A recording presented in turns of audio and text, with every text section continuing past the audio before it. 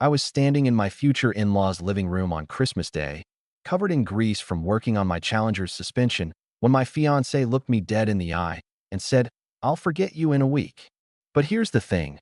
I'd been planning my exit for 2 months already, and what she didn't know was that every insult she threw at me that night was just digging her hole deeper, because I had receipts for everything. My name's Luke.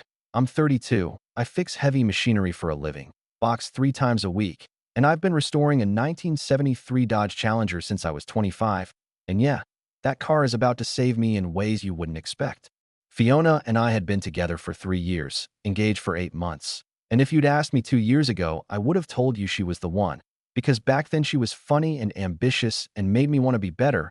My mom loved her, my buddies approved, and I genuinely believed we were building something real. But somewhere between picking out wedding invitations and signing vendor contracts, she started transforming into someone I didn't recognize. And watching that happen slowly over 6 months hurt more than I wanted to admit. We'd agreed to split all wedding costs 50-50. Seemed fair since we both worked full-time, but every single invoice, venue deposit, catering, photographer's retainer, somehow ended up on my credit card because Fiona never had money available even though she pulled in decent income as a marketing coordinator. She lived like someone making twice what she earned, always had fresh nails, new clothes, weekend brunches at places that charged $18 for avocado toast. But when it came time to pay her share of wedding expenses, suddenly she was broke, and could I just cover it? And she'd pay me back next month. Next month never came. And every time I brought it up, she'd flip it into an attack on my character, telling me I was cheap or didn't really love her if I was counting dollars. And after months of that, I started feeling crazy, like maybe I was the problem. My best friend Ray, who I've known since high school and who documents everything like he's preparing for the apocalypse, started keeping detailed records after I mentioned the 3rd time Fiona dodged a payment. And by November, he'd calculated I'd covered about $11,000 in wedding expenses that were supposed to be joint. Plus, I was still paying 2/3 of our dates. Ray screenshots everything, saves email chains, photographs receipts, organizes them into color-coded folders, and I used to joke he was paranoid, but that habit was about to save my future. The red flags got brighter in October when Fiona started being secretive with her phone, angling the screen away, taking calls in the other room. And after 3 years together, you notice when behavior changes. I mentioned it to Ray over beers, and he quietly suggested I start keeping my own records. Every expense, every conversation about money, every promise she made, just in case things went sideways. So that's what I did for 8 solid weeks leading up to Christmas, documenting everything while acting normal on the surface. The Christmas dinner invitation came mid-December, Fiona insisting I had to be there because her mom wanted to discuss wedding details. I said sure, finished an early shift, spent 2 hours replacing the Challenger's front suspension because the old parts were shot, cleaned up, and headed to her parents' place around 3. The second I walked in, I knew something was wrong. The house looked perfect, tree with expensive matching ornaments, mulled wine on the stove, holiday music, presents stacked up, but the people felt ice cold. Her mom barely looked at me. Her dad gave me a weird tight smile. Her sister Janet was fidgeting with her phone, and Fiona was glued to her screen with this little smirk, typing away like she was live tweeting her own ambush. We sat down for dinner, and for 20 painful minutes, everything was aggressively normal. Passing dishes, small talk about holiday shopping, her dad asking about work, but you could feel tension building. Then Janet mentioned honeymoon destinations, and Fiona's whole demeanor shifted to attack mode. She launched into this speech about how I wasn't pulling my weight financially, how I cared more about that stupid car than our future, how she was tired of being with someone without ambition who spent every free hour in a garage covered in motor oil.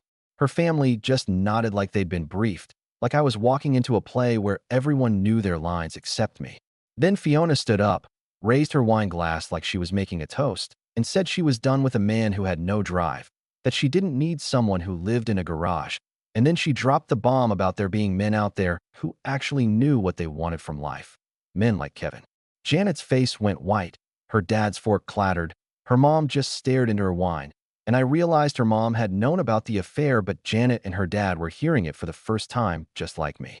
But Fiona wasn't done, because she yanked off the engagement ring I'd spent 2 months overtime on and threw it at me hard enough that it bounced off my chest and hit the floor with this metallic ping. She told me it was cheap, just like everything I did, and then delivered what was supposed to be the killing blow. She looked right at me and said, "I'll forget you in a week."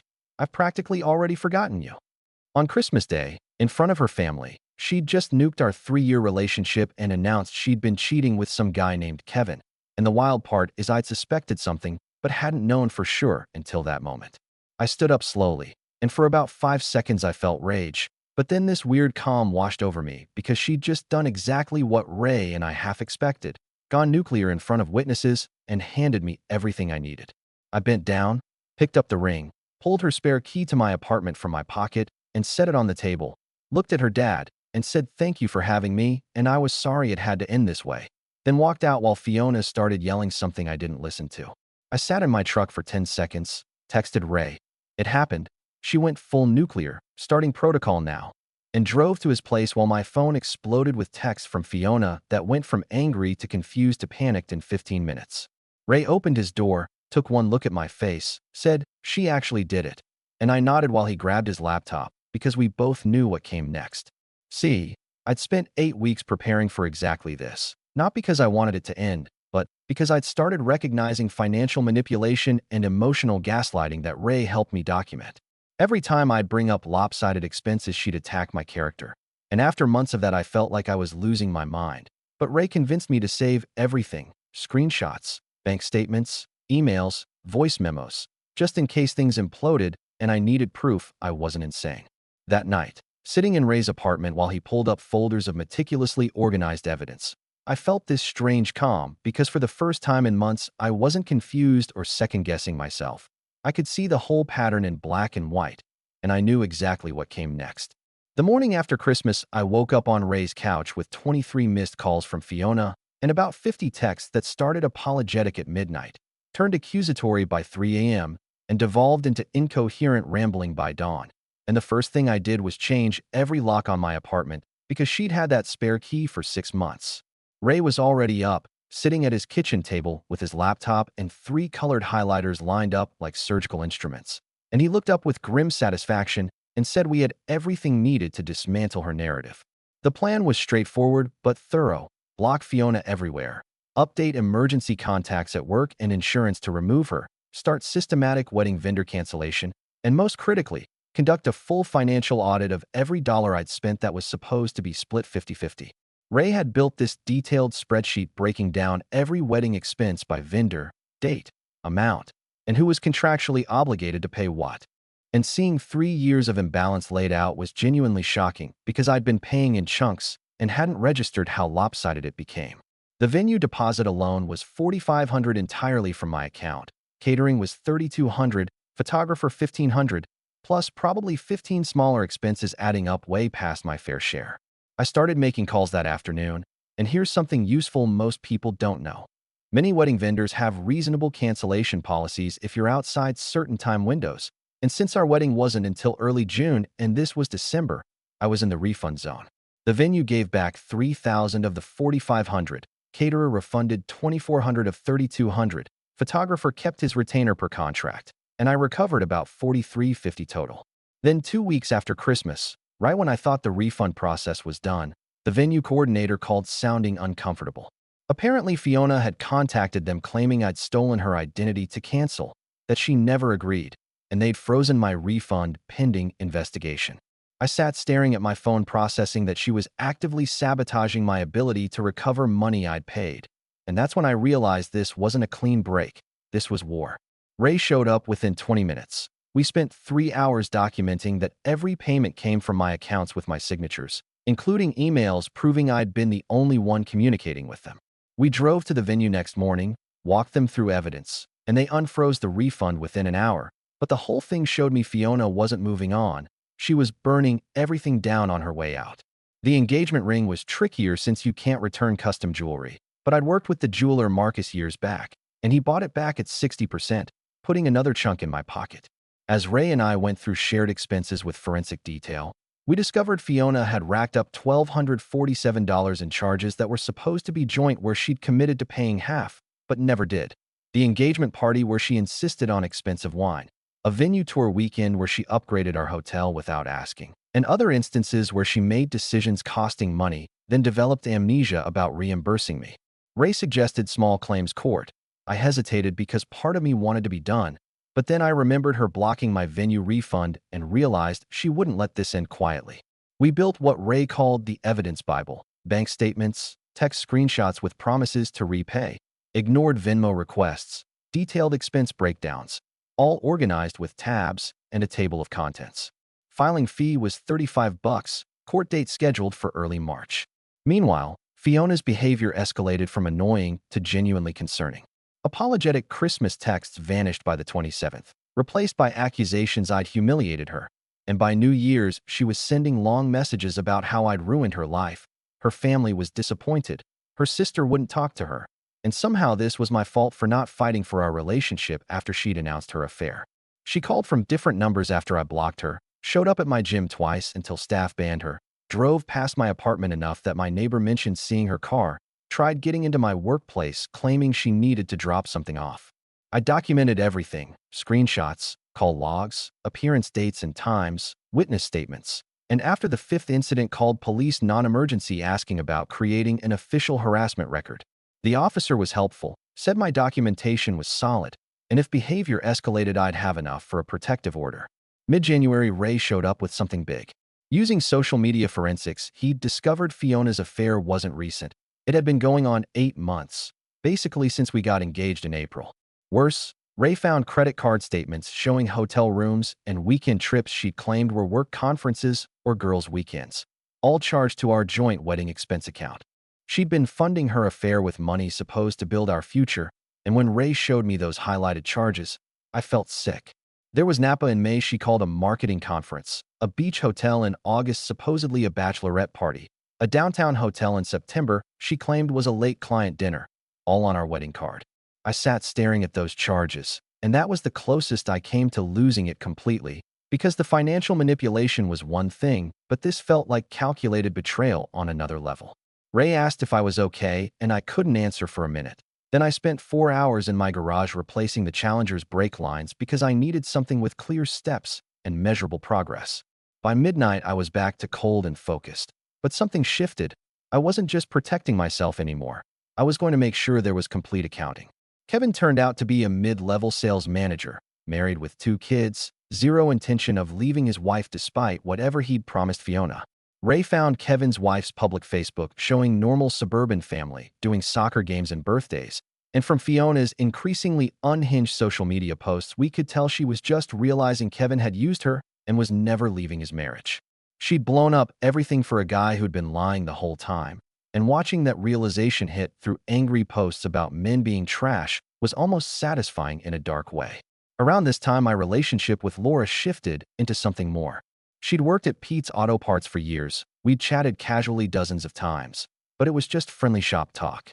I came in for seat brackets, and she mentioned restoring a 1969 Camaro SS. We talked 45 minutes about suspension geometry and brake conversions, and I realized I was having the first genuinely relaxed conversation in months where I wasn't calculating who owed what or wondering if I was being manipulated.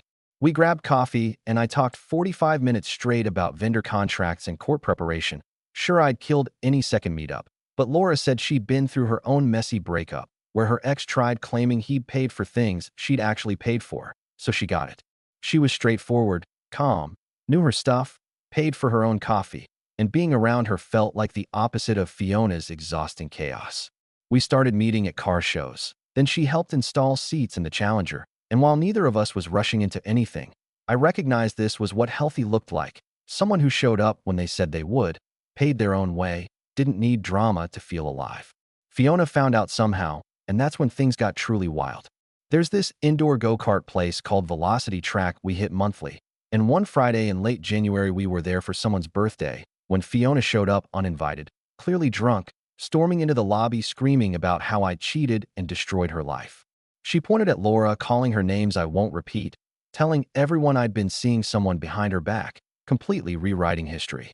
Laura looked confused, having only known me 2 weeks, and I was about to de-escalate when Fiona grabbed someone's helmet and threw it at the wall hard enough to crack the visor. Manager called cops. They issued formal trespass warning banning her permanently, and I added everything to the evidence Bible. My phone buzzed with more messages that night, but I just screenshotted them and went back to talking carburetors with Laura while Fiona's life spiraled somewhere outside my concern.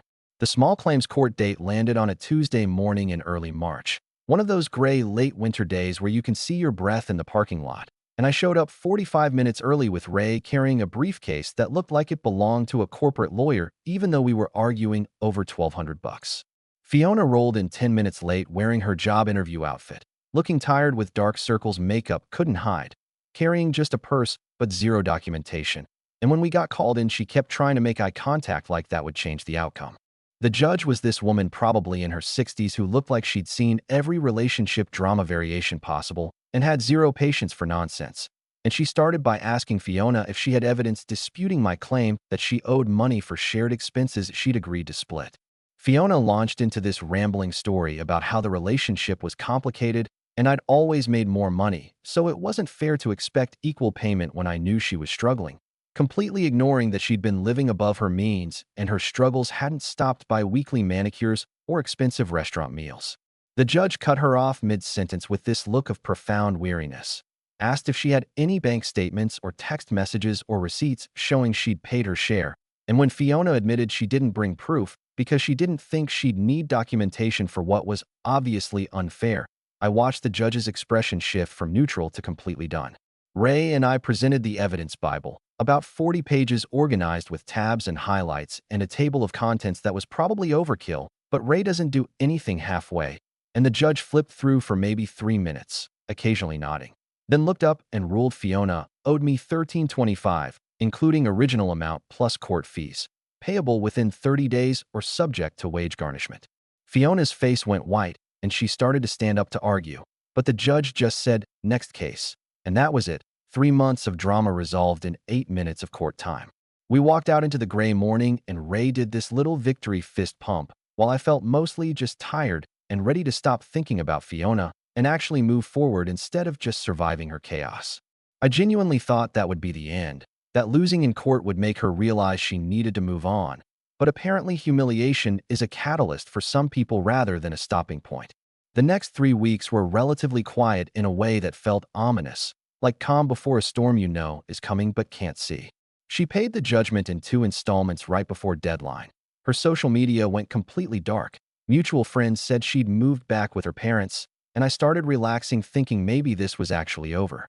Laura and I had been spending more time together working on the Challenger seats I'd bought with refund money, and things felt genuinely good for the first time in years, like I was building something real instead of surviving someone else's chaos. Then came the night of March 20th, which I remember specifically because it was the first genuinely warm evening of early spring. That magical night where winter finally breaks, and Laura and I had decided to work late in my garage with the door open installing the new upholstery we'd spent weeks picking out.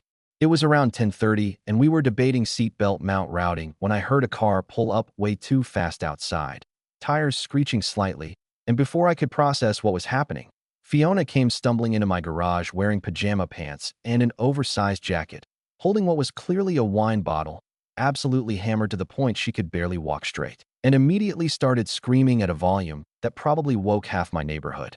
She went off about how I'd destroyed her entire life, turned her family against her, poisoned all her friends, made everyone think she was the bad guy when all she'd done was fall in love with someone else.